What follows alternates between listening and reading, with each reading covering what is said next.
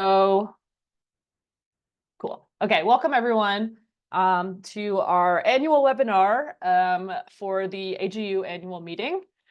So this webinar is meant to be kind of a guide for students and early career scientists, or really anyone who has not attended the AGU annual meeting before.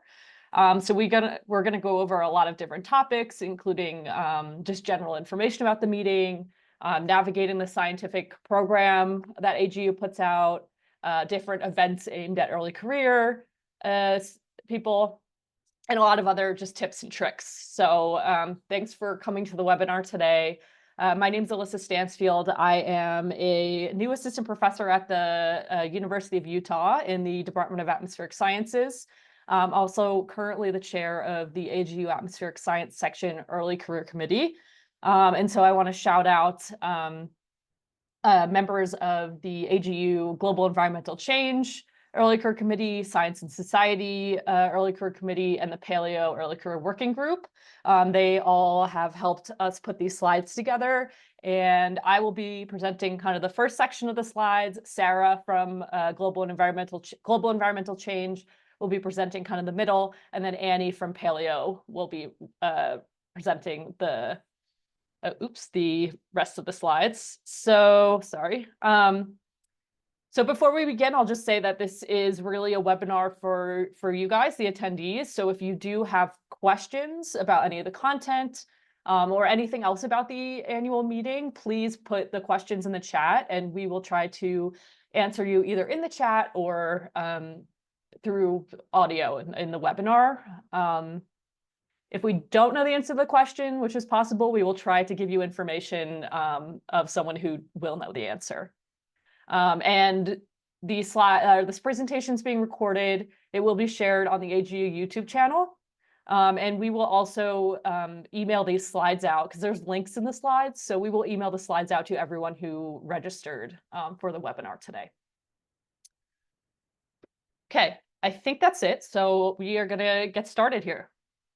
So hopefully everyone knows AGU this year is in Washington, D.C.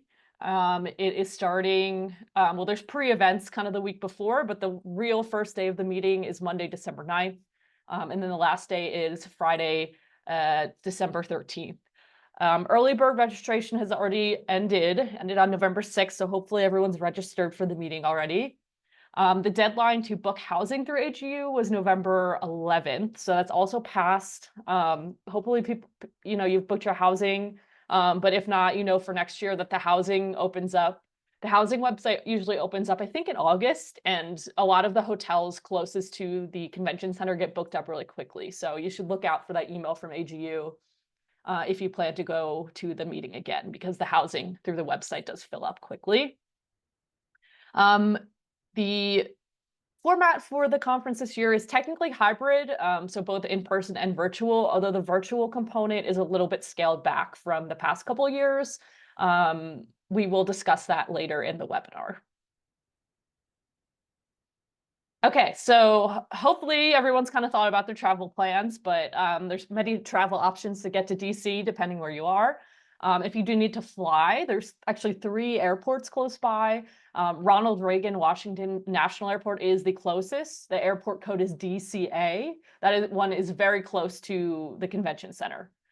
There's also Washington Dulles International, IAD, and then the Baltimore Thurgood Marshall International Airport is, I think, a lot larger, but it's also is, I think, like an hour away by car. So it's a little bit more of a trip to get into downtown DC. You can also take the bus. So there's a lot of different bus companies, Megabus, Greyhound.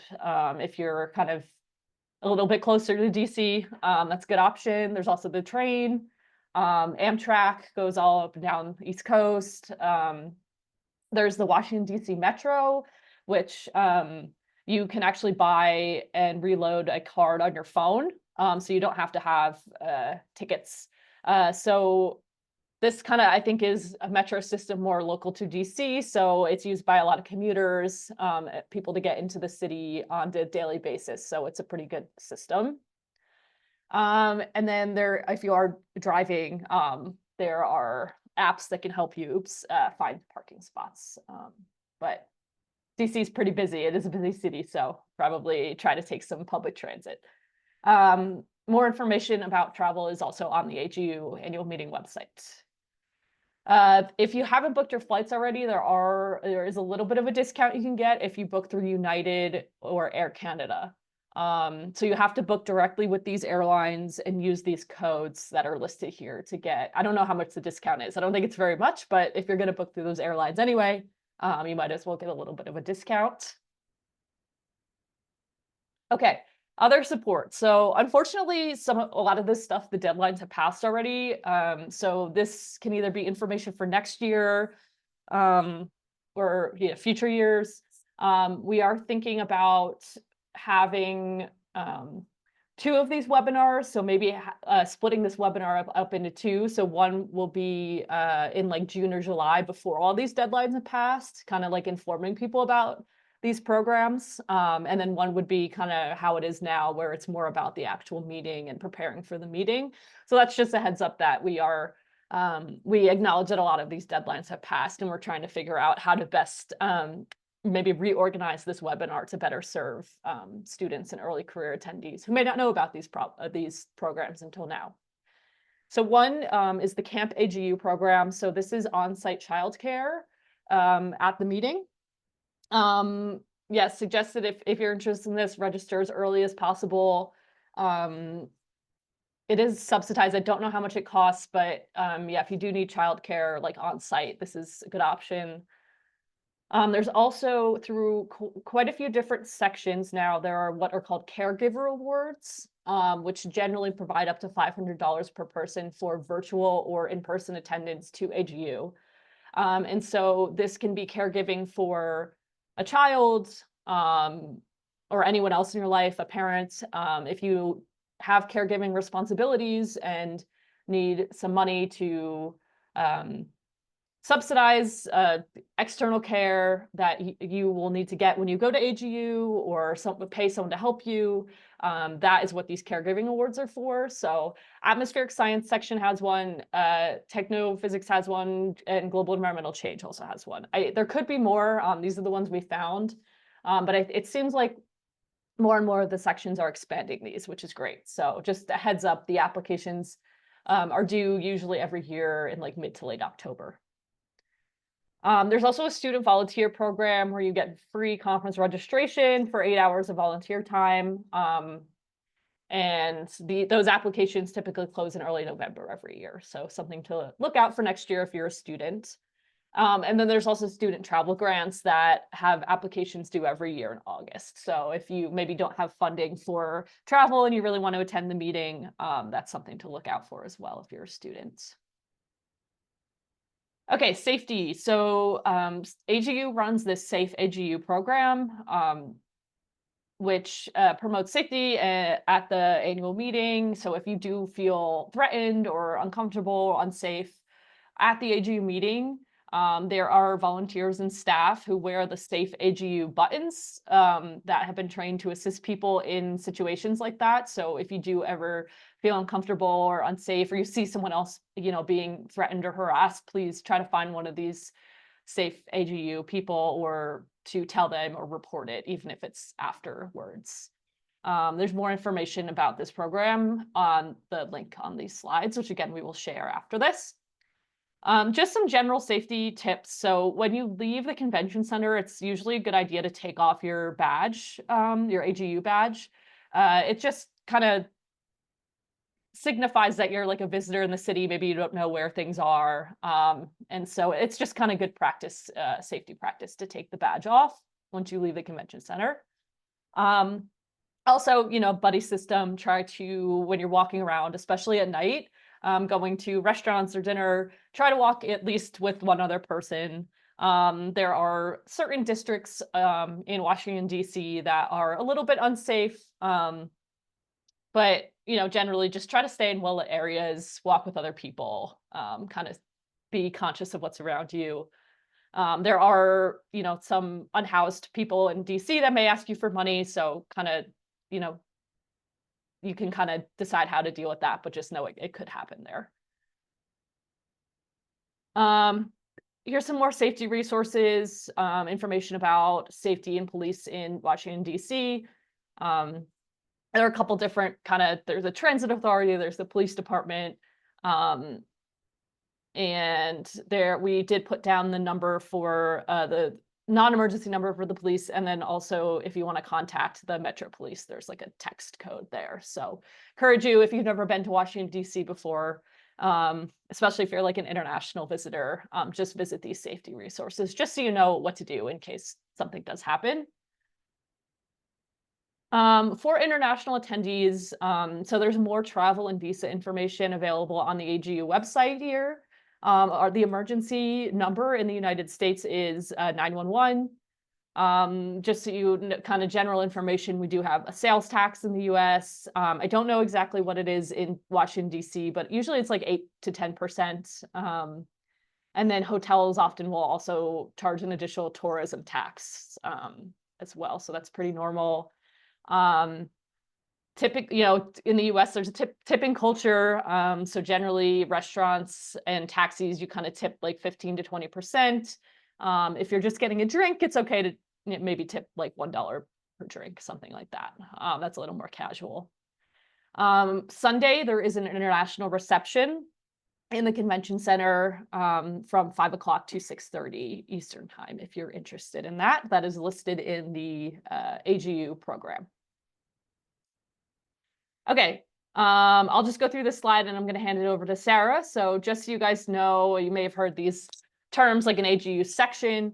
So a section is just different kind of specialties, science specialties within AGU.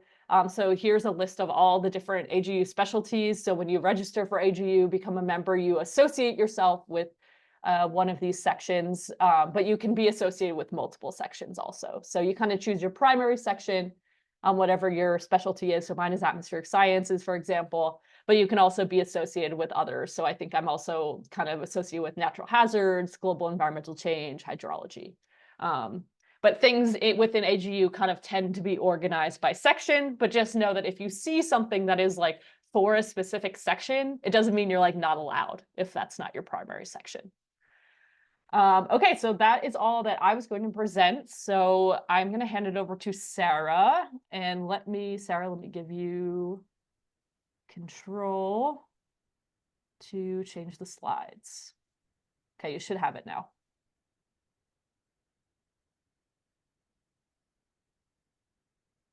Thanks, Alyssa. So on the next couple of slides, excuse me because I use my own profile page as an example, but I just want to talk a little bit more about the sections. As Alyssa mentioned, you can edit your sections really at any time. You just go to the agu.org page, go to your account details, and yeah, you can add cross-list sections, but you do have to have a primary section.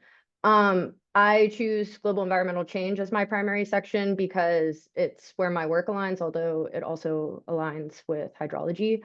And I'm volunteering as part of the global environmental change section. So it is good to keep in mind if you are interested in specific AGU opportunities within a certain section, such as like the hydrology student committee or some other student committee, it might be more advisable to affiliate yourself with the section that you're interested in, maybe volunteering for those opportunities. Whenever you're at AGU, you can, whenever you're preparing and applying to put an abstract in to present at AGU, you can submit your abstract to any section. It doesn't even have to be listed as one of your sections. You can also attend any of these sections. So sections are important because it's how the program is organized. So it's worth learning more about the different sections and what they focus on. Another thing about sections is there's the platform called AGU Connect. If you go into About AGU and click Connect with the global AGU community, this is also organized by section. And whenever you're within this platform, it's separate from agu.org, but they're linked together. You can look at your communities, and your communities are organized by section. You can join a community, post a discussion. There's also broader communities, such as like identity related communities, women, LGBTQ, section leadership, things such as that. So within these communities is also the discussion boards, which you might have heard about this webinar through the discussion boards. They do the email digests, but you can see all of the conversations going on through the discussion boards in AGU Connect. Also, each section manages their own webpage through AGU Connect. So you're probably going to start getting a lot of notifications from the discussion boards on various sections about what sessions are being ran and people trying to advertise sessions that they're running at the annual meeting this year. So now I want to talk about the type of sessions at the AGU annual meeting. There are 4 main types of sessions. The first are the main scientific sessions, and these are oral, e-lightning, and poster. It's probably what you're most interested in if you're going to the annual meeting. Then there are town halls, which is typically a panel or a roundtable discussion on specific topics. Ones that I've attended in the past have usually had like invited panel speakers to talk about certain like high level broad issues facing AGU as an organization, or like I'm sure that there's town halls on like the change, what happens after the US elections that just happened, especially because we're going to be in Washington, DC. So it's a platform for those higher level discussions. Keynotes and plenaries are general interest lectures given by leaders in various fields. And then each section has awards that they give out, early career awards, mid-career awards, and there's named lectures, which are given by the mid-career awards in most of the sections, but please correct me if I'm wrong, Alyssa or Annie, but at least in global environmental change and hydrology, our named lectures are given by the mid-career award awardees. So this general daily schedule is posted on the AGU fall meeting website. So every day at AGU is broken down in this format. So from 8:30 to 10 a.m. is the first oral sessions section of the day. So if you're planning on going to oral sessions, they start as early as 8:30. And then there are dedicated times for post reviewing, a few transition breaks. The town halls and plenary sessions are usually during lunch. And yeah, then there's exhibit hall hours all during the day. One note about the exhibit hall hours is that it is best to go to the exhibit hall, I would say Monday, Tuesday, Wednesday of AGU, because some of the exhibitors tend to just come for a couple days and then they'll tear down their booth after that. So that 3 to 6 p.m. really in the 10 a.m. to 6 p.m. really just applies to the first few days of AGU. By Friday, there probably won't be any more exhibitors. Another important note is it shows oral sessions and poster sessions on this general schedule, but know that e-lightnings are considered oral sessions. So if you are looking for e-lightning talks, it's during those breaks and might coincide with other oral sessions. So now to talk a little bit about what each session is. The oral sessions are 90 minutes, and the presentations are about 10 minutes long, and then there's time for Q&A. And this differs by each session because each session has a different chair. So people who volunteer to organize these sessions and they propose the topic. This is approved earlier in the year before abstracts open up, abstract submissions open up. And then once they finalize all of those sessions, those people responsible for the sessions they have a little bit of liberty in how they are gonna organize it. So sometimes it's somebody will present for like 5 to 7 minutes and then take questions right after. And then in other cases I've seen everybody will present one right after another, and then they'll save questions for the very end of the session. So it just kind of depends. As far as I know, they are told to follow at least the timing guidelines. So whenever I've seen people hold questions to the end is whenever presenters might be presenting for too long. And so they'll just try to find some time after. in some cases, a presenter might not show or might not have submitted their recording. And so you have a little bit of a time slot before the next presenter is supposed to start. So there's a little bit of flexibility in how these go. Something that is new for this year is before they used to have hybrid in-person and virtual sessions, and now they're just doing an in-person session and then they're posting the recording of the sessions or having a separate viewing of the in-person sessions. So it's not exactly a hybrid format. For the in-person sessions, this includes a live Q&A or a live presentations. And then if one of the presenters in the queue is attending virtually, they'll just show the recording clip that the presenter submitted.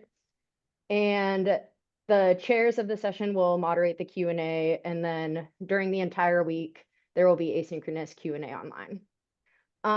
So if you have an oral session, know that the deadline for you to present or for you to upload your slides is December 6th at 5 p.m. EST. And whenever you're at AGU, there's something called the speaker ready room, which you probably have gotten emails about. And you can go into the speaker ready room and get permissions to make some updates to your slides. But the majority of your work should be submitted by December 6th. And there are detailed instructions for in-person presenters. And as I mentioned in the chat, we'll send out all these links, but it should also be in any emails or correspondence that you got regarding your presentation by AGU. For the online presenters, you must pre-record your presentations. Virtual attendees can view these recorded sessions, as I mentioned, and there is not an option for live Q&A, but you can respond asynchronously.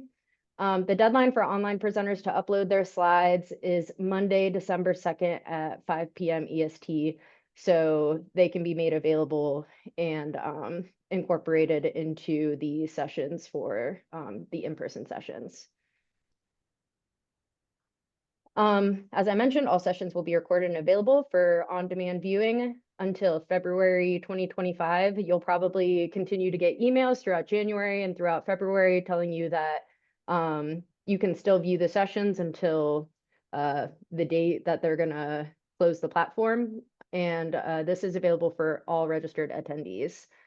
Another thing to note is that sometimes the timing of sessions can change. Sometimes people will present a little bit too long. Sometimes they present a little bit too short. Sometimes somebody doesn't show. So if you really are interested in a certain talk, it's important to get to the session early and just kind of like plan to attend the session, maybe half the session or the session as a whole. There's a bunch of resources on the user portal online to help you prepare for your presentation. Regarding oral sessions, the Present Your Science Transforming Technical Talks by Melissa Marshall is a really good resource. It just gives you some tips and tricks for breaking down complex technical concepts. For e-lightning sessions, these are in-person only. They will not be recorded. They're at the same time as oral sessions. They are also 90 minutes. However, the format is the presentations are 3-minute e-poster overviews. And then this is followed by informal discussion, well, a Q&A and kind of informal discussion by the e-poster screens. So after all the talks are finished, each presenter will stand by their digital poster for the rest of the session, and people can just like mingle and come by and talk to you if they're interested in it. So it's kind of like a hybrid between an oral session and a poster session. These e-lightning poster presentations will be viewable in the online gallery during the conference and for some time after that. It's also worth mentioning that it follows the same type of format as if you have a poster presentation and you are a virtual attendee. So you can also put recordings with the different sections of your poster, audio recordings with different sections of your poster to kind of walk someone through the poster if they are attending online, so that it's still kind of like an interactive environment. Finally, you can prepare for your presentation in using similar resources on the user portal online resources. Specifically, there's a resource that talks about the it's called the iPoster platform, my bad. the e-poster, electronic posters, or iPoster platform, and it gives a really detailed overview on how to walk through that platform. For the poster sessions, there are 2 in-person poster session blocks in the morning and in the afternoon. So, and then there will be screens to view online only posters, and there's dedicated poster viewings for that too. The in-person poster presentations, you can also create iPosters so that they're available in the online gallery. Something to keep in mind is that the poster hall is huge and it can be overwhelming, but it is divided into neighborhoods by section to help you navigate different topics. Something new for 2024 is, in the past, there were hybrid poster sessions where people, online attendees, could present their poster during a dedicated time online. Now online presenters can set their own presentation schedules and present over Zoom, and are encouraged to use the AGU platforms to advertise their poster session.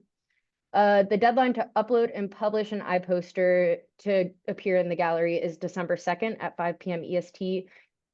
If this is the same as last year, you can make changes after this date, but you should have the poster that you're planning on presenting uploaded just in case something might go wrong. And in the iPoster platform, you can customize your platform customize your poster using that platform, or upload a PDF of your actual poster. So say you're presenting in person and you created a PDF of your poster in Adobe Illustrator or PowerPoint or whatever, then you can just print the PDF and upload it to the iPoster gallery as an easy way to make it more accessible to the online attendees. There was a webinar today, Present Your Science, Powerful Posters, and this recording is also available in the user portal online resources, so you can still view that. As I mentioned, go to the AGU user portal if you want these resources. Everything is listed in the online program and resources section. As Alyssa mentioned, virtual participation is scaled back compared to previous years post-COVID. Any online presenters and oral sessions will have to pre-record their talks and have that recording played during the in-person session, and online presenters can only be asked questions asynchronously. E-lightning sessions will be held in person only, and online poster presenters will set their own presentation schedules during the week of the meeting, and they are not included in dedicated presenting session. So looking at the scientific program, you definitely want to download the AGU app. It'll make your experience at AGU a lot less overwhelming. But regardless, the webpage is also good. So you can also bring your laptop and navigate the meeting schedule through the webpage. So there's a couple of things pointed out here. One is that you can search for keywords or people using the search function. You can search events by section, and something that is a little bit improved upon this year is the suggested itineraries. One option in the suggested itineraries is student and early career, and that highlights some of the town halls and workshops that are focused on student early career attendees, which Annie's going to talk more about. You can also view your schedule. You can create a schedule and also star some of your favorite events to attend. To add events to your schedule, there's the little plus sign, and to star events to your favorites, there's the little star. And I would suggest limiting what you add to your schedule to the events that you definitely want to attend, and then other things that sound kind of cool or interesting, you can star. And if you don't get to them when you're attending the conference, then you can go back and view the recordings or view the iPosters at a later date. Back to the suggested itineraries. These are not just by section, they're also by more niche interests. So there's like environmental justice, indigenous science, community science. And they can take a broader look at the sessions, not just by section, but also by these other topics. In the conference format, it goes more in detail about the format of the conference. Something that might be important here is the little icons saying whether a session is in person, online, recorded, or whether it'll be live streamed. And then it also has a note about the poster gallery and self-scheduled video or chat times that can be listed.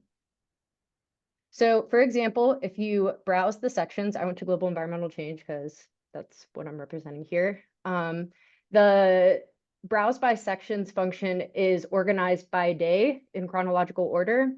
The GC is an indexer related to the section. So hydrology is H, science and society is SYS, atmospheric science is AS. So you can learn a little bit more about what these indexers mean, but that is also how the poster hall is organized and all of the sessions are organized. And sessions can be cross-listed. So within this global environmental change section browsing, I can also see hydrology sections that might have been cross-listed. You can tell what type of session it is, one, by what time it is during the day because the times are designated, but also because it'll say oral or e-lightning at the end. And it tells you the modality, whether it's in person or virtual, or will be recorded on the side. And then within, if you click on a session, then the presentations listed within each session are included.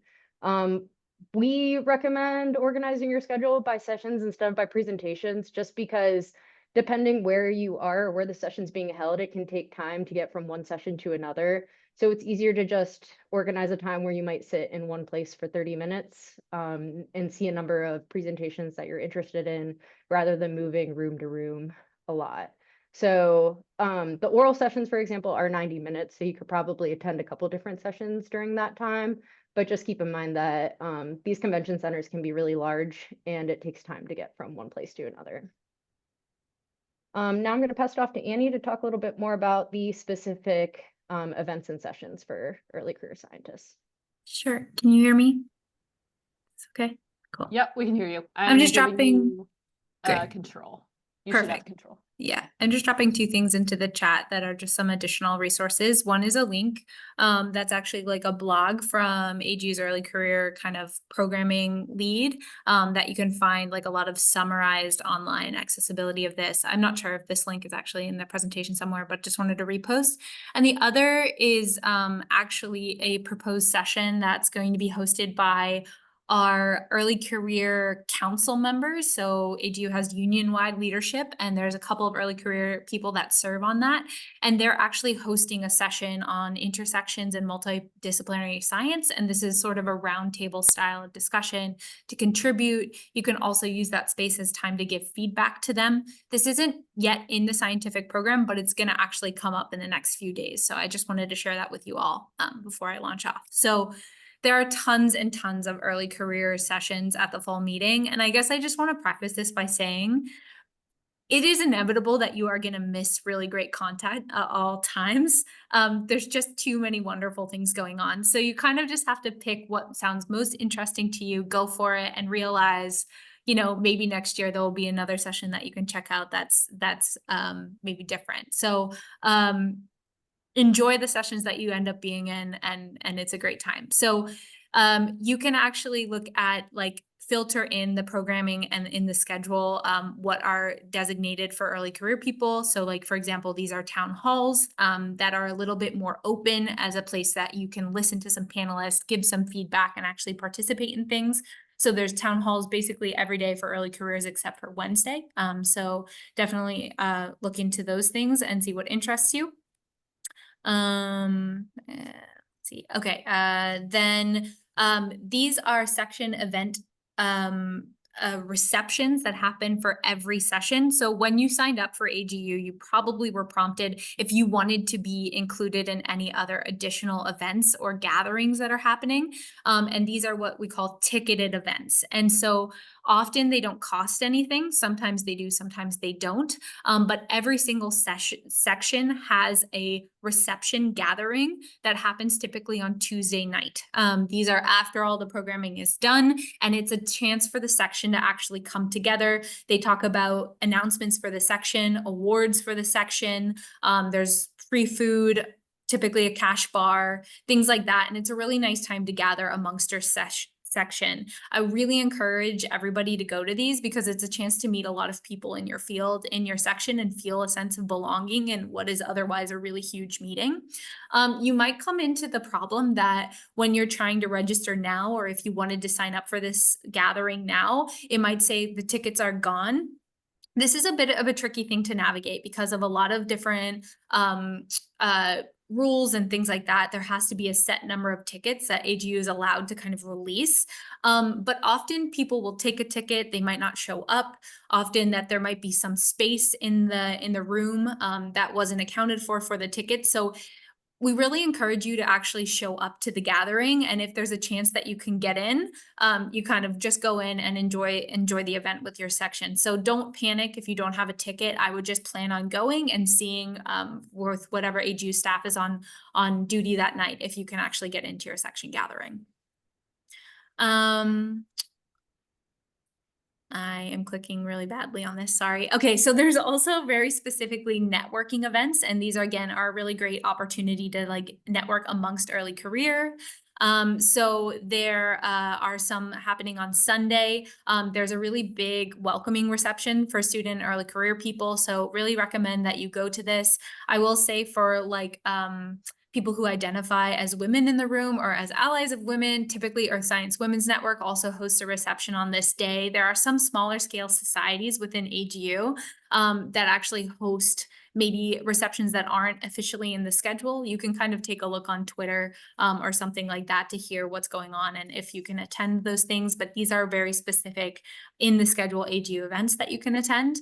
There's an early career mixer for atmospheric sciences. Lots of other sections have this. And you can see that there's tons of them at all times. So like some strategy is that people try to go to something for 30 minutes and then race to another section reception or networking event and kind of realize you might be transient and kind of going between. Some are more crowded than others. You just kind of feel out the vibes and see what you'd like to go to. So whatever appeals to you, just go for it. Really just the encouragement. If that something entices you on the schedule, please just show up. You belong there and people are very happy to have you there. More section and networking events specifically happening Tuesday and Wednesday. Again, if things say ticketed, they're sold out, you can inquire amongst the section, or you can kind of show up and see if there's opportunity to get in. So don't feel discouraged and just try to go. For any paleo people on the call, we're having a student early career mixer after our section event, so please come. So some advice for first-time attendees, and I just want to reiterate that the app is really amazing. So I think Alyssa and Sarah talked about it. Please download it. I think it's really useful. And like I have actually had like grand success of like wanting to network with someone that gave a talk that I was interested in, and I messaged them on the app and they messaged me back. So it like actually works. So please use it, not only for organizing your schedule, but also the other functionalities of it.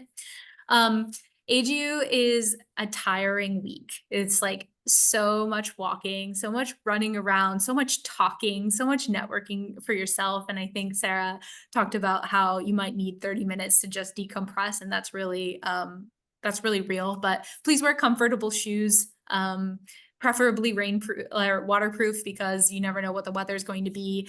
Try to plan out your daily schedule with the idea that like, you know, inevitably you'll miss something. Try to do the best that you can do. I actually found with time, I actually enjoy sitting in a room for a whole session versus trying to ping pong around to like different rooms, which kind of has its drawbacks and advantages, but I have enjoyed kind of posting up in a session and listening to all the talks. That's a new tactic that I've been using. Plan great breaks and know your needs. Please like get a cup of coffee if you need, walk away from the conference. It's not inevitable that you're there for every single second of the conference. It's a lot of information and a lot of stress. So walking away is totally fine. Many people do it. The exhibit hall is a great place where you can get a lot of free stuff. You can talk to potential employers, you can talk to other potential grad school opportunities. There's just lots of different vendors that represent the different sectors of our community that you can connect with. And it's more of like the kind of industrial side of things. So you can see new tech, you can see just new opportunities at different departments. You can see NSF has a huge booth there. So it's really fun to actually see how that works. In that regard, having a small elevator pitch and knowing like what are you working on? What would people maybe be interested in? And what are you looking for if you're talking to potentially vendors or employers can be useful to you. Also having a business card in this capacity can be really good. They don't have to be official. They can be printed out on your own time. They can be cheap. Just saying your name, your email, a QR code to a LinkedIn page, something like that, if you want to make sure that you have something that people can contact you from. Advice to try at least one session outside of your main subject area. I mean, that's the beauty of AGU. I think sometimes you'll hear that fall meeting gets criticized because it's so big and inevitably you are missing some things, but that's kind of the appeal of it too, because there's so many science and art sessions, science and society sessions, science and geohealth, things that might not be on your everyday research repertoire, but so many people are doing great stuff in it. And you can see kind of cutting edge research across all different sectors come together. So try one session outside of your particular subject area, and I'm sure you'll be really pleased. Poster sessions are really great for networking. This is a time where you can actually get into details with people. Having business cards in this scenario are also really helpful because then people can follow up on your papers or any new research that you'll have coming. I like to have my social media on a business card too, just so we can more casually keep in touch. I really like poster sessions. They're very fun. If there's someone you want to meet at AGU, you can email them in advance and just ask when they're going to be available at the fall meeting, and you can try to set a coffee date or something like that to actually grab a meal with them. AGU also has this thing called pods that you can register for and actually find space in the poster hall if you needed some reserved time. Definitely bring a water bottle and reusable coffee mug. There's many places where you can refill your water bottle, and then AGU has coffee breaks every day. So having your reusable mug is great. So you don't have to keep using waste. And DC right now is not super cold and not super hot, but this weather has been really weird on the East Coast at the moment, where we fluctuate between, 27 degrees Celsius versus like 19 like every other day. So just bring a bunch of different kind of clothing options, but just be comfortable. I think that there's so many, I guess, layers, not a bunch of clothing options, but just bring some layers. Rain jacket, a lighter layer, a heavier layer, so you're just prepared for everything. Conference centers can typically be cold in the US. We use a lot of air conditioning, so bringing a sweater to make sure you have in your bag is a good idea. There's some points of interest for local DC kind of fun. Right by the convention center, there's sort of a little alley that is hidden, but has like a lot of little coffee spots. So La Colombe is listed there. This is kind of a popular chain in the US. And Compass Coffee, another chain. Restaurants typically are pretty busy in the city of DC because it is a commuter city. So a lot of people come in for work and eat out. And so if you're trying to plan like a lunch amongst a group of people, you might want to consider making a reservation and finding something within walking distance of the convention center. You can do that via Open Table or any of the other online reservation services. A thing like Whole Foods, which is a grocery store chain in the US, has like quick takeout.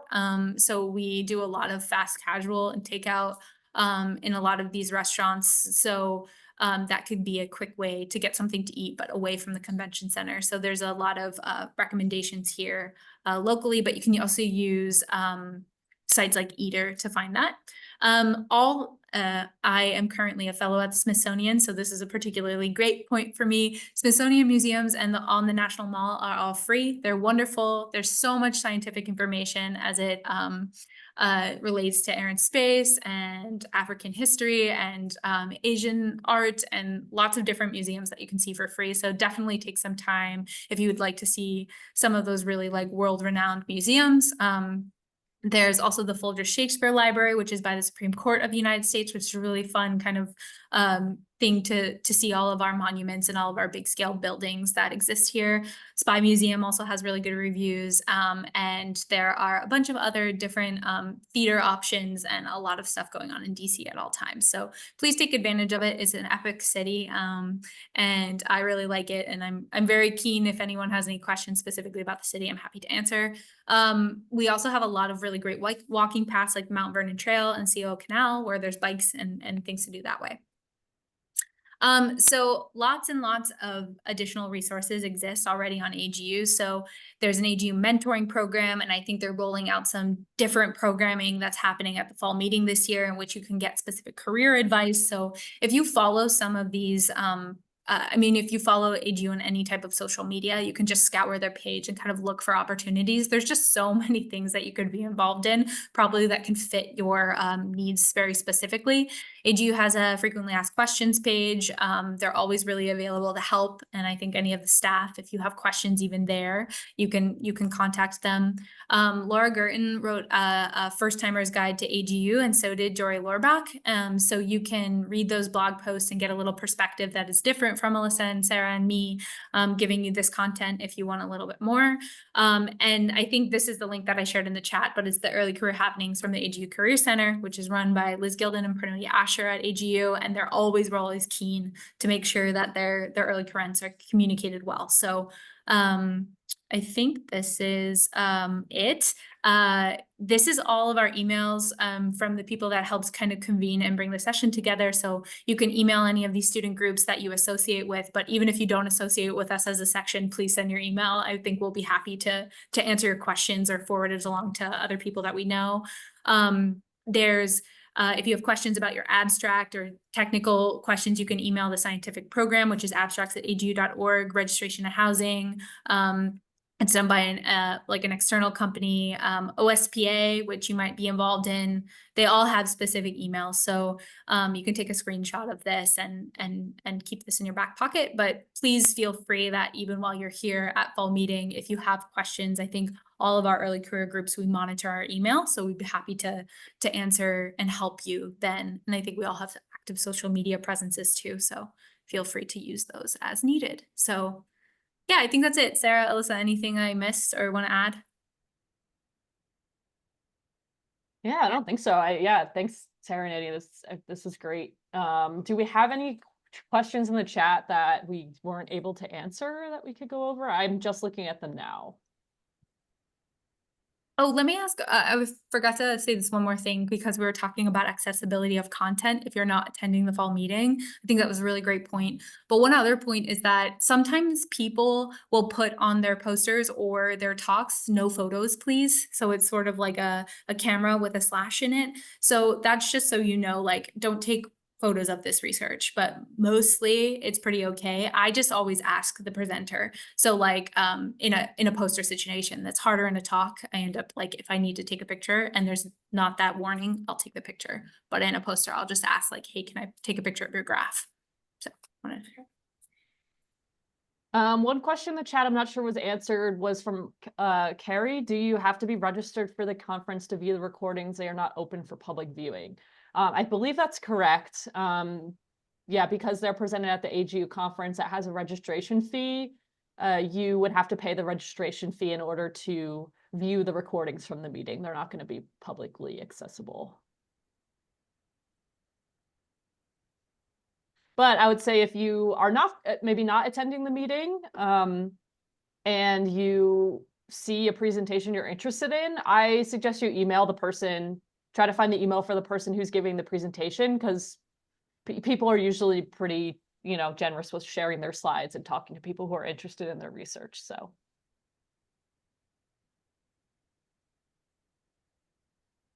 It's like maybe the content would be available to download and then you could upload it to your own platform somewhere like YouTube. Oh, yeah, potentially. I've seen people do that during COVID. I've seen people, because all the talks were recorded. There was a number of people who recorded themselves and their presentation and then uploaded it to YouTube for open access viewing, and then also uploaded it to the AGU website. I think the only thing to be careful of is maybe make sure that it's uploaded to AGU first and your presentation time is passed, so that it's showing that you're presenting original ideas and stuff, and you're not caught in like the bureaucracy of it already having been available on YouTube previously. Yeah, that's a good point. Stu, I see that you asked a question about accommodations. at the AGU fall meeting. I actually don't know the answer to that. I don't know if Alyssa and Sarah, there are always accommodations availabilities, but I don't know how accessible and how upfront they will be. I think it's an AGU staff question that we can get back to you about. I just responded to that one too. It might Okay, be perfect. worth, like, if you need accommodations, emailing them directly and being like, are you offering accommodations? Because I think we can bring it up, but it also means a lot coming from the attendees. Mhm. Ashley also asked, will the AGU conference provide lunch? So lunch is not provided like for the conference as a whole. Sometimes if you go to like the networking events, there is lunch there. But generally, no, you will have to buy your own lunch. And there's usually lunch or little like stands with sandwiches and salads like in the convention center itself. So you don't always have to like leave the convention center if you don't want to or don't have time.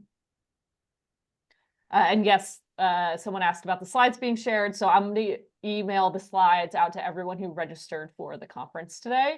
And the recording of this webinar will be up on AGU's YouTube page. One more point about lunch. Like typically, like there are a lot of events that are happening throughout the fall meeting, and people get catered lunch and snacks and stuff like that. Normally, there are opportunities to scour for free food.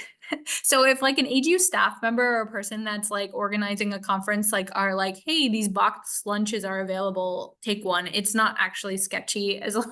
I mean, I say this is my experience with it. You can sometimes find opportunities like that. So and the receptions definitely have like free food and stuff like that too. So there's some snacks around sometimes, very rarely, but don't account for that, but you can take advantage of it if it's around. Sue said that she tried emailing the meeting email and didn't get an answer. So I'd be surprised if there's no people working on accommodations at AGU. We should raise that up. We can definitely, Sue, can you send me an email and I'll try to make sure that that gets seen and heard. I'm gonna drop my email in the chat.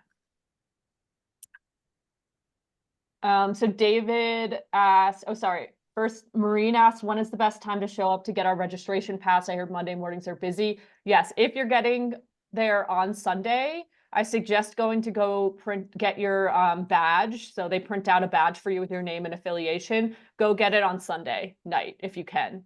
Usually I think that service opens up like around noon and goes until 6 p.m. on Sunday. So if you're able to go do that on Sunday, I suggest you do, because otherwise you'll have to go on Monday morning when it can get busy. David asked, based on the size of the convention center, is it feasible to walk between different sections inside 10 minutes? I'm going to say probably not. I've actually never been to the Washington, D.C. Convention Center. So Sarah or Annie, have you been? Is it really big and long, or? I have been. It's actually, I think, the smallest of the convention centers, but I can't like fully remember. I'm sorry. We had AGU there in like 2018. And I think I remember like it was like way manageable. I think there's just kind of like back kind of like hallways that you have to navigate. But in terms of like, if you compare it to like New Orleans, it's like half the size or something like that. So 10 minutes is tight for anything because there's just a lot of people. Even if it's not a big space, but you know, if you power walk and don't shove too many people out of the way as you're doing it, you might be able to make it. There was one direct message question that I got that I think might be worth touching on is reading in the news that parts of the DC could be blocked off due to the election and inaugural ceremonies, and whether there's places that visitors are advised to not visit, like what we could expect. And I think that all of us are kind of thinking the same type of thing, like it is kind of a time of uncertainty. So that's true, but I think it's safe to just plan on business per usual and then just be vigilant per the safety recommendations. Make sure that you have, other people's contact information, some of the emails saved, some of the safety phone numbers saved. But the political transition doesn't happen until January 20th. So I think that it's safe to plan on business as usual for this event. Yeah, like living in DC right now, I will just say like, we have to keep functioning and going onward. So I think like certain things might be blocked off in front of the White House. Like you might not be able to like access it as closely. And these are just safety precautions that have happened since January 6th of 2020. But they're yeah. So I think Sarah's advice was great. Business as usual and just respect the security, but things should be okay. All right, so it is, we've gone for an hour, so it's our scheduled end time. So thank you everyone for coming to this webinar. Thank you, Sarah and Annie and everyone else who helped put these slides together. This was really great. Let me stop sharing. Please don't hesitate to contact any of us if you have more questions. I'm going to try to get these. The recording should be posted, I would say, within a day or two on the AGU website. And I will email out the slides by tomorrow to everyone who is registered. So you can expect all this information very soon. Feel free to spread it around to anyone else you know who has questions about the meeting. Yeah, we want to help as many people as possible. So awesome. Yeah, we will see everyone in Washington, D.C. In just less than a month. Exciting. So thanks everyone for coming, and signing off for now.